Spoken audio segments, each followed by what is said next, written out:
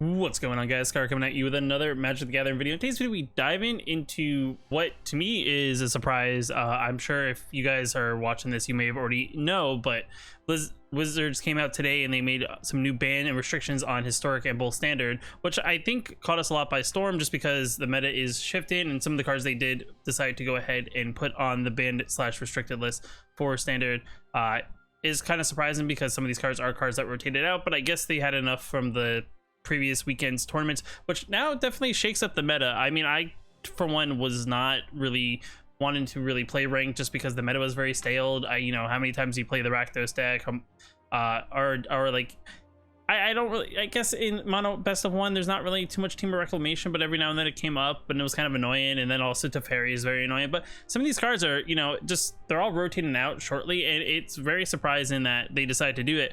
And the one big thing was I was actually very surprised is I guess they just, you know, when majority of the meta is coming to a tournament packing, you know, Team of Reclamation, and that's all you see. And I guess that's kind of one of the reasons. And in the article they released, which we're going to go over in a second, they kind of talked about why they did certain things and why them doing one action kind of caused them to do a reaction for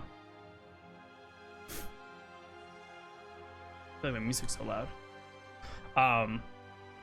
Kind of caused them to kind of also follow suit and also, you know, ban another card. And then the stuff in Historic is also kind of surprising. I mean, granted, it wasn't, I guess, what I was expecting, you know, them banning Muxus, but they did ban a couple other cards from this, or they're suspended. You know how that is. They go from they get, instead of going immediately to ban in Historic, they go from suspended, and then if they decide later down the road that they want to ban them or bring them back, it's one of those interesting things. But let's look at the list real quick, guys. If you like this video, hit that like button. If you want to know I post more videos, hit that subscribe button. But like I said in this article, see what their reasoning is, talk about that a little bit, and then we're going to dive into actually the overall meta and how it's shaken up since these cards have actually been changed in removed from actual Standard meta. All right, so first and foremost, you're looking at this article right here, August 3rd, 2020 ban and restricted announcement. You may have already seen this. It's been posted on a few different Magic the Gathering websites, but pretty much the key things that stand out here just in the Magic the Gathering Arena format is the Standard bans and then the Historic suspensions. So Wilderness Reclamation has been banned. Growth Spiral has been banned because I think they've seen the effectiveness that majority of these ramp decks are all running Growth Spiral, and the fact that the card's just overplayed has so much value for the cost it costs to kind of have that ramp effect. Teferi the Time Raveler has also been banned, and Cauldron Familiar has been banned, which is one of the things that I guess is also very surprising. But I guess they just kind of got annoyed with how many people are playing these Rakdos decks and just how effective and you know how effective it was, as well as how much it slowed down the gameplay. Because if your opponent has multiple Evans, I mean, they have to sit there and they have to do the whole motions. I mean, even in physical Magic, I'm sure it's, you know, it's one of those things where it's like you got to go through each step of the process, just because, you know, you can always react through that. So you have to like sack the cat, sack the food, bring the cat back, tap the witch's oven, sack the food, sack the cat, sack the food, do it over and over again. I guess like it's annoying as well. And I guess they saw some of this and they kind of looked into Historic, and they also saw like, let's, you know, kind of stop it before it gets too crazy. And they also suspended Wilderness Reclamation and Teferi Time Raveler. I guess he's also banned in Brawl. I don't really play Brawl too much, but I know people do enjoy it, so he's also been banned in Brawl, so you can't play Teferi in Brawl. And then there's some other things in Pioneer and stuff, but I don't really play Pioneer as well, so I really strictly only play what's in MTG Arena. So they kind of talk about it, and they talk about like things, and they're talking about how, like, overall what this article says. There will be a link to this in the thing, but pretty much what they're talking about is that, you know, with the implementation of M21, that the decks that were kind of up there already in the meta have only gotten just stronger, if anything. And then a lot of the decks that were coming up and coming, it was a little bit rougher for them. Like nothing really stood out, and the meta just stayed the same. So it's typically something that kind of shows them to like, maybe it's time to shift things up. And then when people are bringing to the Pro Tour, like these decks, and 60% of the field is actually running, you know, this deck, I mean, there's definitely a problem. And they kind of follow up in this, yeah. So ramp decks using Growth Spiral made up together 68% of the day. So any deck that was running ramp, they were 68% of them were running Growth Spiral. And then within that category, Reclamation decks has been the strongest archetype by much of the competitive community, making up 54%. So more than half the tournament field is playing Wilderness Reclamation just because the deck was so good. So that's definitely another thing. And of that meta game, the Players Finals, and about 15% of the Mythic metagame on Arena So like 50% of the Mythic metagame was all Team of Reclamation as well. I mean, I don't know if that's actually true in best of 1, but I definitely could see Team of Reclamation being very good in best of 3, just because it's just so much stronger with the ability to sideboard and kind of, you know, effectively build, you know, kind of sideboarding cards that effectively stop other decks around it. So in general, they decided that Wilderness Reclamation and Growth Spiral to be banned, just to kind of slow down the thing. Granted, yet again, you may be saying to yourself, these cards are going to be banned, you know, going to be removed from current standard metagame in about a month, but I guess they wanted to effectively just get rid of them in general, so that, you know, people can have fun again. Like I said, I wasn't having too much fun in the meta, but that actually, because of this, is more so because Rakdos, just because Rakdos is so much better. And then another archetype that maintained a high long rate for a while is the Black Red or Dejun Sacrifice, featuring Cauldron Familiar and Witch's Oven. In addition to having overall high win rates, the players exert critical pressure on aggressive mid-range decks. So the overall effectiveness of the fact that, you know, you could sit here and cycle this cat over and over again, pinging your opponent for 1-on-1 damage. Then on top of that, you do that with you know, with cat Priest of the Forgotten Guides. You also, you know, there's just so many things, and just having that ability to have automatic, like, over and over again sacrifices is just doesn't create enough diversity in like how people play the decks. And it definitely also like just overall this creates this weird repetitive play whenever you play against this deck, like nothing that's engaging for the player, I guess, in itself. And then finally, they also removed Teferi the Time Raveler, and then from the environment, we often heard, you know, they were talking about how, you know, people have talked about removing Teferi for a while, and the reason why they actually said they finally decided to do it is that they're removing Wilderness Reclamation decks, because Teferi was the card that kind of stopped Wilderness Reclamation, so they decided it was time for them to also then stop having Teferi, just because it was one of those things that, you know, it prevented your opponent from, you know, dumping their mana out into their mana pool and then, you know, cast an explosion into your face. So that's kind of one of the reasons why I guess they went hand in hand on both leaving the meta, which I think is good overall for meta. And you'll actually will see in how the meta is shaped up at the moment. It is very monocentric. I do have the decks in and currently in MTG Arena that I just kind of imported them, and it's kind of crazy how what decks were kind of like in top 5 of the meta and how much they skyrocketed. Yes, it is the mono red aggro deck that you are familiar as number 1, but mono green has actually made a surprise in number 2 currently. Just like, I guess, you know, overall has a decent curve. It also ramps very well, and, you know, it can do very big damage very, very quickly. But enough of that. It's just kind of been talking about like why they did it. You know, they wanted to freshen up the remaining summer metagame by removing these cards. So I think this is overall a good win. It makes me excited to actually start playing some ranked games actually in the videos here. So you will see me probably playing a little bit more some ranked games in some of the videos to see how it does as the meta kind of shifts. I mean, the other thing too is I'm doing this literally the day of this, you know, announcement. So there are decks and meta card things that are going to shift around as people try to find their way. I mean, right now mono red is right now again the high percent of the meta, but yet again it could be other decks may come up that may have not been played as much just because of the Rakdos matchup and things like that. So we could see things shift around in the next coming weeks before the end of the month, which is definitely cool to have a complete meta shakeup right before the rotation of the overall standard meta.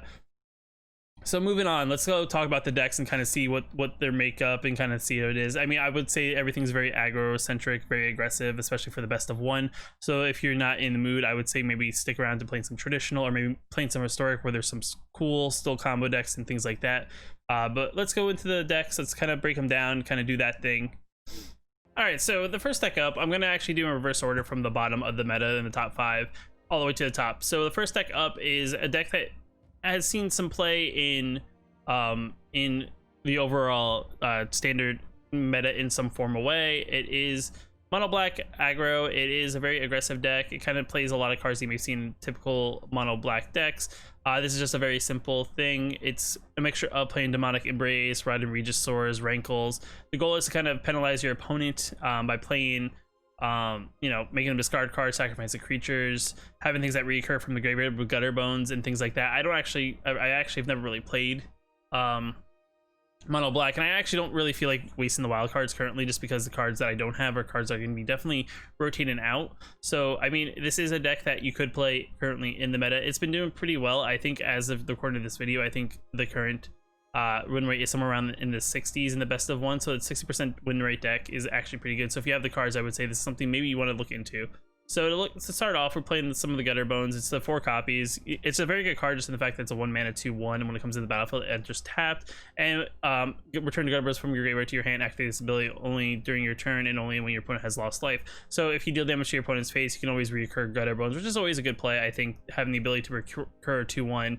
There's no sacrifice things, but if you use this as a chump block or something and then be able to get it back later by doing damage to your opponent, it's definitely a good way to effectively rotate things out of your graveyard. Next card up is Knight of the Ebon Legion. It's a 1 mana 1/2. It's one of those interesting cards that if you've played anything that plays any sort of black mana, it's usually something that you do see. As the fact that it's a 1 mana 1/2, you tap 3 mana, it gets +3/+3 and gains Death Touch on the turn, which is a good way if you don't really have a turn 3 play to kind of just pump this in, swing for some big damage. They probably won't decide to block, especially since it's so early, and then it has Death Touch, so it can kill anything if you decide to chump something. And the other thing too is at the beginning of your end step, if you player lost 4 or more life this turn, put a +1/+1 counter on the Ebon Legion. So it's one of those things that if you're swinging aggressively, it'll kind of grow over and over again. If your opponent can't really stop it, this thing can get out of hand pretty quickly. This card up is Serrated Scorpion. It's actually a fairly really strong 1 mana creature spell that came in with Ikoria. It's a 1/2 which has a decent body. I mean, it still can be shocked, but the ability of itself to have a 2 toughness is actually pretty good, because when it dies, it deals 2 damage to each opponent and we gain 2 life. So this is one of those things that you definitely saw in Rakdos, just because it's good fodder to actually throw this in the graveyard, deal 2 damage to your opponent's life, and kind of reoccur that with playing like Luris or even Death of crap, I can't think of the card. But recurring this back from the graveyard and kind of doing this over again is definitely a good ability. So definitely a pretty solid common. I think it's still going to see some decent play, especially if mono black becomes a thing in the meta.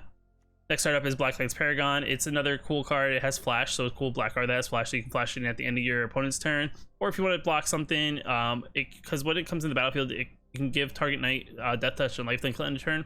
So like in theory, you could actually swing with a Knight of the Ebon Legion and actually flash this in and kind of pump, give your Knight of the Ebon Legion lifelink and Death Touch, which is pretty cool. Or you can just flash it in at the end of your turn, have a 3/1 to be able to swing back on an opponent. So overall, decent card in that sense, and the ability of flash is pretty cool because you can be reactive with it instead of having to sit back and play it only on your turn. Which I think the other benefit is now that Teferi is gone, you now are able to really effectively play flash decks and not have to be shut down by Teferi, so that's also pretty cool. Eliminates another card that is in this deck. It's a pretty solid removal, creature removal and planeswalk removal. I mean, the planeswalk removal I don't think is that strong anymore just because Teferi's gone. I mean, that's the one key planeswalker, that's a 3 cost. But the ability that you can remove any creature with a converted mana cost 3 or less is pretty good, just with the fact that I think the way the meta shifted, we're going to be playing a lot more aggressive decks, so there's going to be a lot more things that are smaller in the meta, so it's going to be definitely going to have some targets, and 4 copies of it, it's pretty solid.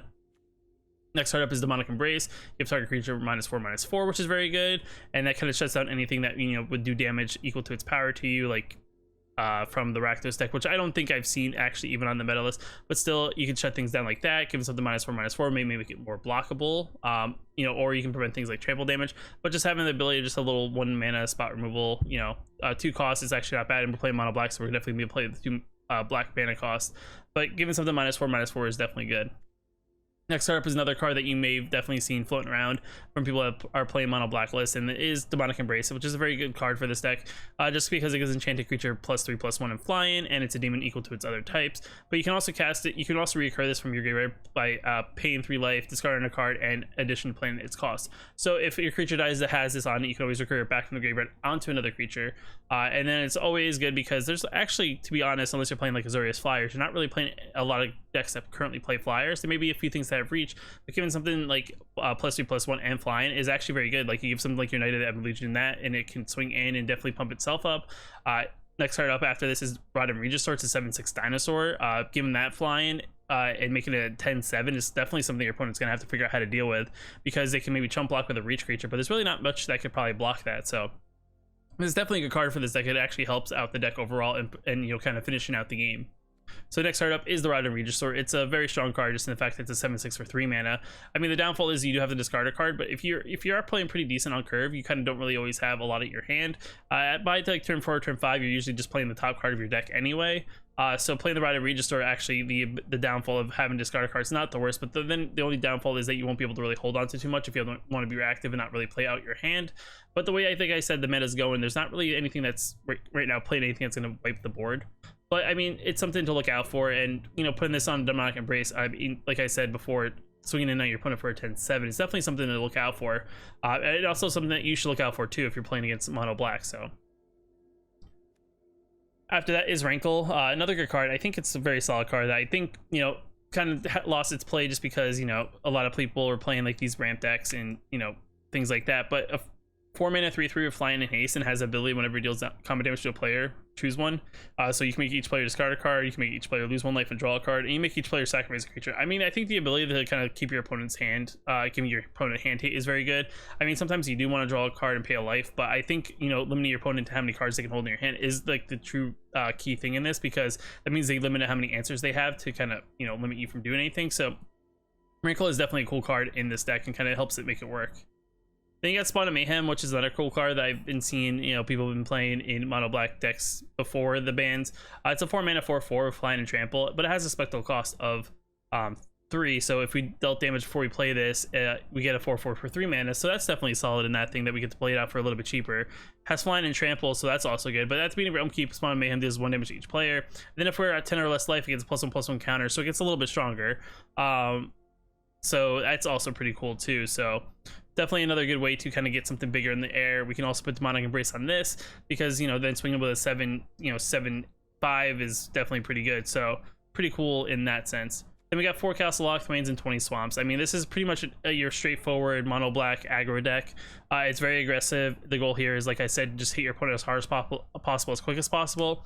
Getting something like the Rider Regisaur is like the true answer. Like, cause I mean, if your opponent can't really deal with it, Rider Regisaur is just gonna, you know, hit them hard in the air and they're not gonna be able to do anything. So overall, pretty solid deck, and I can definitely see this moving up in the meta as people are kind of trying to figure out what deck is really the strongest deck and the best deck. So actually the next deck up on the list is actually one that's actually very surprising, which is the Fairy Guide Mother, which is Azorius Flyers.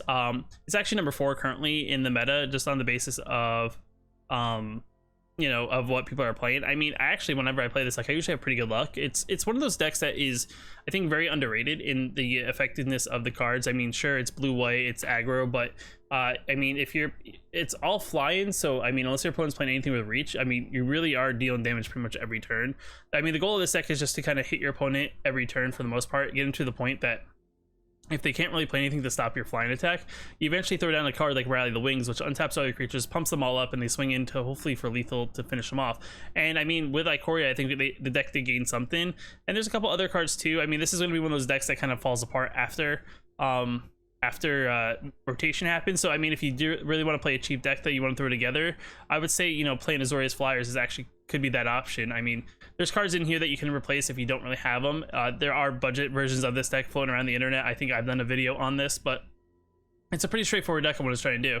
So we got a 1-mana Fairy Guide Mother. It's a 1/1 flyer. We can give target creature +2/+1 and fly until end of turn. All the creatures have flying already, but I mean, if we see an opportunity, maybe getting that little bit extra damage, I mean, we could play the gift, but I mean, really, you're just trying to get the board wide and just try to swing it at your opponent. We got some Healer's Hawks. It's just a solid 1-mana 1/1 fly and lifelink. You know, gain some life is always good. It's 1 mana, 1 cost. It's definitely a good card.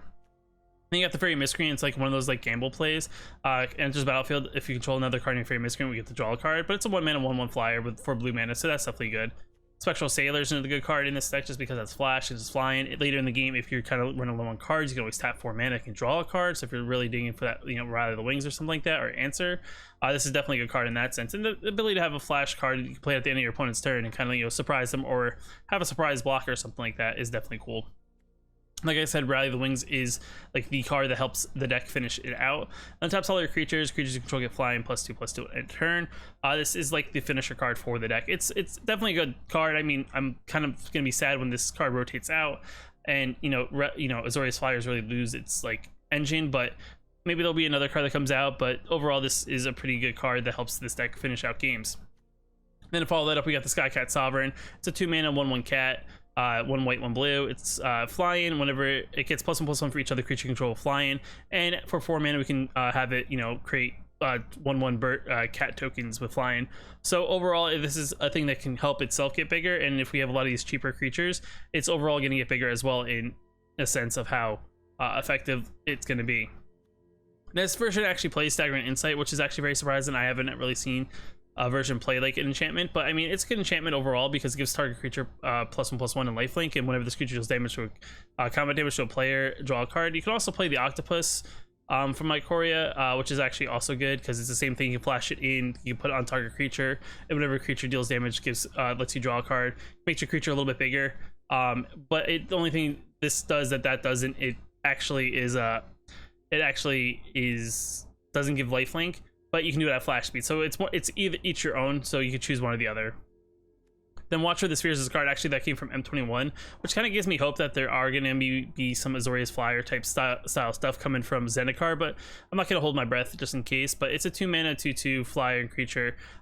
Creature spells you control flying cost 1 less attack, 1 less to cast, which is I think actually very good in the sense that this makes all your things that much cheaper with flying. There's not really too much we play that's really that expensive. I think in this deck there's the Safara, and then we have the Eagle, but majority of the things already only cost 1 mana, and then Rally the Wings is actually not affected by this. But whenever a creature you control fly enters the battlefield under control, this gets +1/+1 to end of turn. So if you play multiple creatures, this actually can get very big very quickly and swing it for like big damage. I mean, swinging for 5 with this could be very effective, setting you up for a good Rally the Wings turn.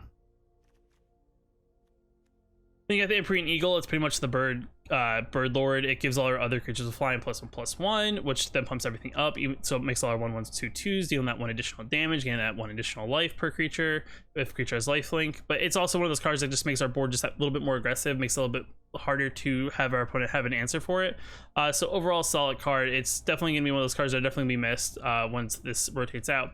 But I mean, it's a good card. It just helps us finish out the game sooner. So good card in general. Then Elspeth Conqueror's Death is something that makes this deck. You also play like counters in this deck if you want to, if you don't want to play like something like Elspeth Conqueror's Death, but giving you the ability to kind of eliminate something with a convert mana cost 3 or greater is good, and having all these other things and letting you return target creature card or planeswalker card from the graveyard to the battlefield with a +1/+1 counter, I think is actually very good, because just in case if anything gets eliminated, I mean, you want maybe a way to get something back, and given something like a +1/+1 counter, like a Skycat Sovereign or even a Watch of the Spheres or even an Empyrean Eagle could actually be very good and help you finish out the game if your opponent has ways to maybe wipe the board out and slow you down. Then you got Safara, which is another cool card for this deck. You've definitely probably seen this in maybe as a 1-of, but this one plays actually 7. You may tap 1 and tap 4 creatures that control a flying rather than play spells mana cost. Other you can control flying and have indestructible. So Safara then becomes pretty much your protector of your other birds. So they can only, if they board wipe, they only kill Safara, and then all your birds are still good. It has flying, lifelink. It's a 7/7, so definitely a good card. I think that helps protect your deck. Definitely something that if you don't have all the copies of, you can definitely mix around this deck number wise and kind of find something. You can still play a 1-of if you want to, if you don't want to invest, but overall good card. And then mana is pretty straightforward on what it's trying to do. It's a 1 cast on Arnavales. I mean, these creatures don't have flying, but a way to create extra tokens is always good.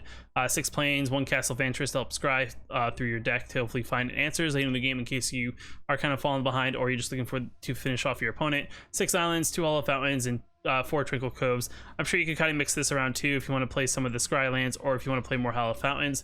Though the thing is, I guess maybe not as many shock lands just because you don't want to kill yourself in the process, just in case you're playing against something like more aggressive. But this is like one list that you can go with. Like I said, I've done a list that is a little bit more budget friendly, but it's up to you.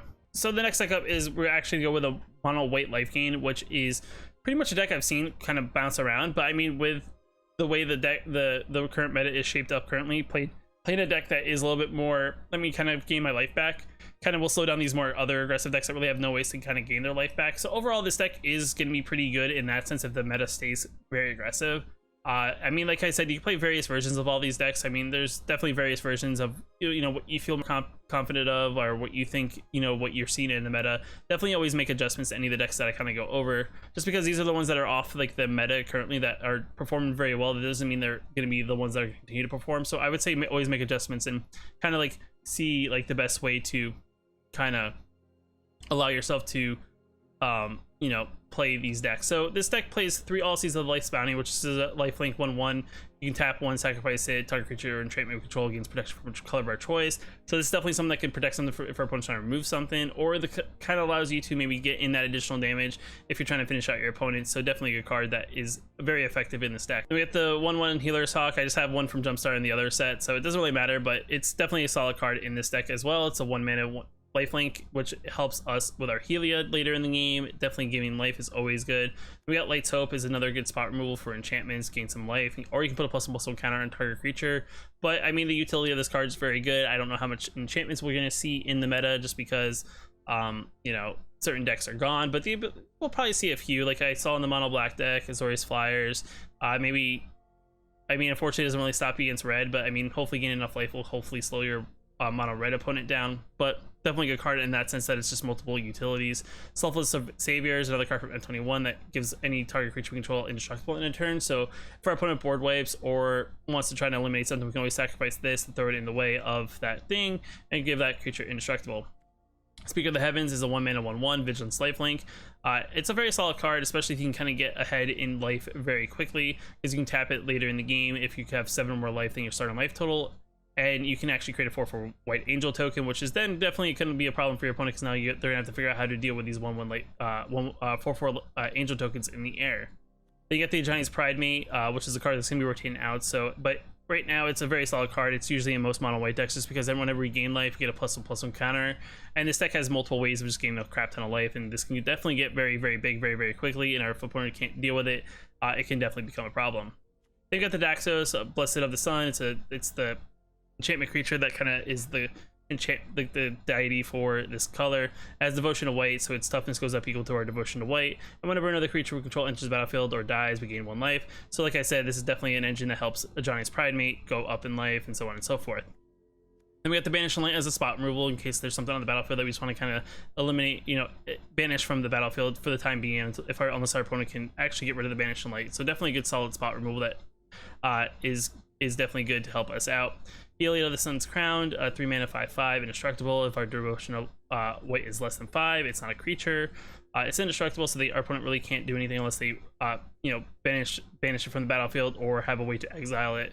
But whenever we gain life, we get a +1/+1 counter on target creature or enchantment we control, and we tap 2 mana. Another creature we control gains lifelink until end of turn. So definitely ways for us to make our creatures bigger. We have a lot of things with lifelink, so things are definitely get very big very quickly if we have this and other engines on the battlefield to gain more life. Next card up is Linden of the Steadfast Queen. She is one of those cards that helps us gain a lot of life very quickly, helps our Ajani's Pridemate, helps our Heliod, helps just a whole bunch of things, just because she's a 3/3, and whenever your white creature we control attacks, we gain 1 life. So if we attack with 4 creatures, we're going to gain 4 life. You have a Pridemate in there. Your Pridemate at the attack is actually going to gain the 4 counters, so it becomes an 8, you know, a 6/6, and it just creates havoc for your opponent, because then they have to think of like where they can block. And then if you have a Heliod, then you get these 4 +1/+1 counters they can distribute how you want to on the attack. So it just creates situations for your opponent to have to figure out. She herself actually has vigilance, so she can actually attack and she doesn't have to tap, so she can actually become a blocker if your opponent really, you know, is going to try to do a swing back. Then of course mono white wouldn't be out without Lurrus. It's a lifelink 3/2er. We're not playing as a companion just because we play things with cost 3 or more. And during each of our turns, we may cast 1 permanent spell with permanent cost 2 or less from our graveyard. So this is a way we can reoccur Selfless Saviors, we can reoccur Speaker of the Heavens, we can reoccur Healer's Hawks, Owl Seeds, just ways to kind of just annoy our opponent. We can even get Ajani's Pridemates back, Daxos is back. So these cards here we can pretty much get back other than the Light's Hope, but just reoccurring these things just kind of, if our opponent can't deal with the Lurrus now, we are now getting things to protect the Lurrus, we're getting things to kind of, you know, prevent our opponent from dealing with the Lurrus, and then pretty much we just do it over and over and over again until the point we annoy our opponent, and they really can't do anything about it. And the final card in the deck that's a non-land card is Ajani, Strength of the Pride. Overall, it's a pretty solid card, just an ability that's +1. We gain life equal to the number of creatures you control, plus the number of planeswalkers we control. We can -2, we can pretty much make additional Ajani's Pridemates, which these are tokens, or we can 0 if we have 15 or more starting life total. We exile Ajani of the Pride, and each opponent and creature our opponent controls, so we can pretty much board wipe our opponent only if we have 15 more life, and we can get swinging maybe for that final attack to kind of finish off our opponent. Then we got 3 Castle Ardent Veils and 21 Plains, so 24 mana. Overall, very solid deck, very aggressive in the way of how it wants to work. Just wants to gain a bunch of life, get a bunch of +1/+1 counters, and try to just swing in for as much damage as possible onto our opponent. All right, next deck up is a deck definitely we've seen before. It was in the meta, it was kind of floating around the meta before. It's pretty much mono green Stompy. It's definitely a very solid deck, just because a lot of answers, has a lot of things to kind of just deal with what our opponent's playing, and a lot of things in the deck just get that much bigger that it makes it hard for our opponent to do any spot removal on, unless it's like a definitely like a destroy target creature card. But overall, it's a very solid deck in that sense. I could actually see it becoming like the #1 deck that people will play, just because if you get a very good start in hand, it definitely puts your opponent in a weird situation. Just because I think, you know, it's harder for like a smaller creature deck to have to deal with like a Quest and Beast and stuff like that. So this is definitely one of those things that I think we're going to kind of see where people kind of fall on. I definitely think it's maybe a top 3 deck currently with if meta stays very aggressive.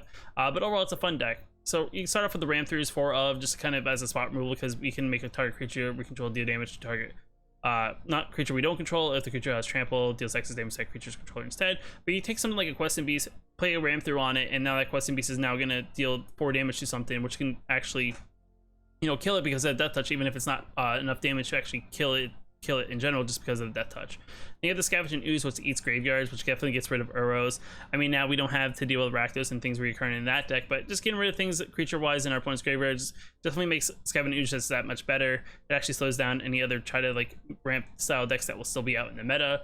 But overall, it's a solid card in that sense, and, you know, gaining some life, getting +1/+1 counters is always a good thing.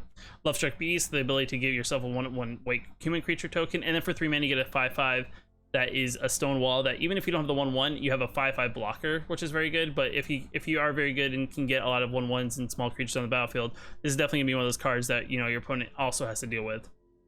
Then we got Yorvo, enters the battlefield, 4 +1/+1 counters on it, and then whenever a green creature enters the battlefield under control, put +1/+1 counter on Yorvo. If that creature's power is greater than Yorvo's, put another +1/+1 counter on Yorvo. So it's definitely something that every time we play something, this thing's just gonna get bigger and bigger and bigger. Then we got the Gem Razor, the 4 mana 4/4, reach and trample, mutate at 3. I'm not sure where we're gonna fall in this meta currently, but, you know, having the ability to destroy target artifact enchantment is always going to be good, and the fact that you can play this for 3 mana, it makes it even that much better, just because getting a 4/4 on turn 3, because this deck doesn't really run too much ramp, is definitely going to be something that can definitely throw your opponent off guard. If you play like a turn 2 Stonecoil Serpent for a 2/2, then you play this on turn 3, now you have a 6/6 swinging in with reach and trample, and, you know, our opponent may not be even able to stop something with 6 converted damage to their face. Then you have the Quest and Beast, which is the 4 mana 4/4 Vigilance Death Touch, has a wall of text that gets very annoying to read, but pretty much anything with power 2 or less can't block it. So it's pretty much the anti mini aggro, you know, stomper, just because it just walks through anything. Creatures combat damage that we dealt by creatures we control can't be prevented, so they can't do anything to prevent damage that we're going to be dealing with Quest and Beast. And whenever Quest and Beast deals combat damage to an opponent, it deals that much damage to target planeswalker that player controls. So we can just swing in face with this and just, you know, hit their planeswalker on top of it with the Quest and Beast. So overall, just a very solid card. One of those things that we'll probably see a lot. You'll see a lot in the current rotation when everything happens, but definitely a good card for this deck. Then we got the Vivian from M20. We can distribute 2 +1/+1 counters among 2 target creatures we control. They can trample at a turn, so giving some trample is always good. +1/+1 counters are even better. We can -3, we can give target creature we control deals damage to its power equal to target creature we don't control or planeswalker, so we can pretty much make this, you know, fight something without actually having to take any damage. And if we ever get to it, we can -5 and we can choose a creature we choose outside the game and reveal it, put it in our hand. But really the first 2 abilities are the abilities that we're really going to use, and I'm sure you can always make your own little creature board if you really want to do that. Then we got Nissa, who shakes the world. It's a 5 mana 5 loyalty planeswalker.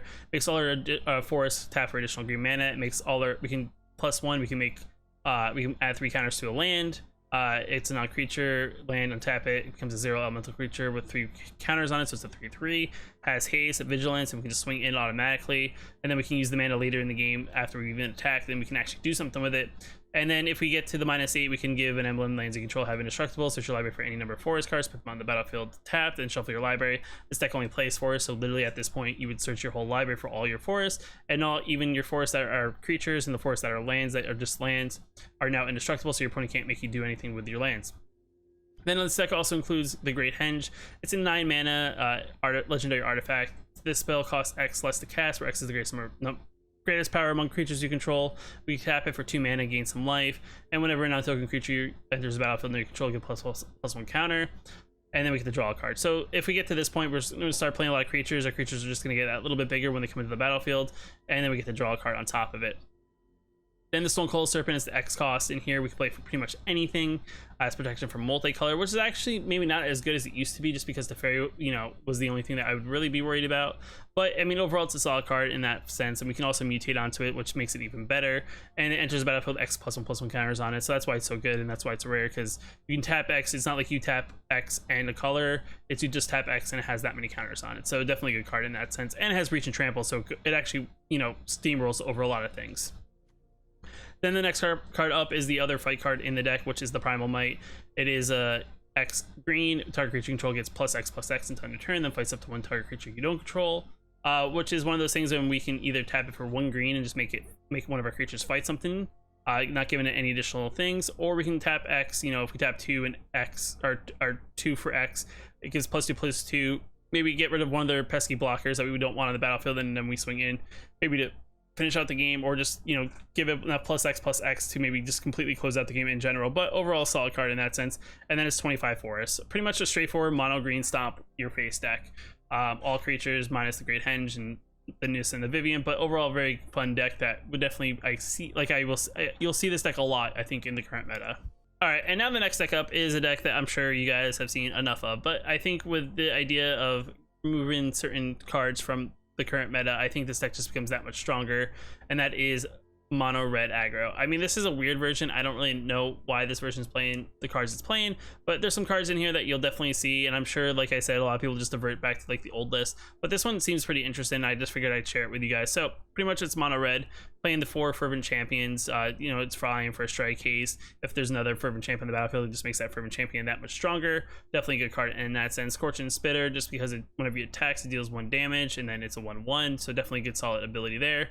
4 Shocks just to do damage, spot removal, do damage to your opponent's face, whatever you want to. 10 Street Dodger, these pesky guys, if you can't deal with them, they're 1/1s that can swing in and be unblockable, which it can be things, except for creatures that with Defender, but overall most players don't play Defender, but this is definitely a good way to get some free damage in. Robber the Rich is just, let's take your opponent's card. If they have more cards in it, this deck plays very aggressively, so we're emptying our hand a lot quicker than probably our opponent, so it's definitely going to steal cards from your opponent, and then we can cast that card and spend mana as though it was mana of any color to cast. So definitely a cool card to play your opponent's spell, steal, and play them, you know, that whole jazz. Scorching Dragonfire is a 2 mana instant, 3 damage, target creature or planeswalker. If that creature or planeswalker would die, exile it this turn instead. So definitely a good way to pretty much move something completely. If your opponent has, you know, maybe their own Annex, you can definitely get rid of this with the Scorching Dragonfire. Definitely a good card in that sense.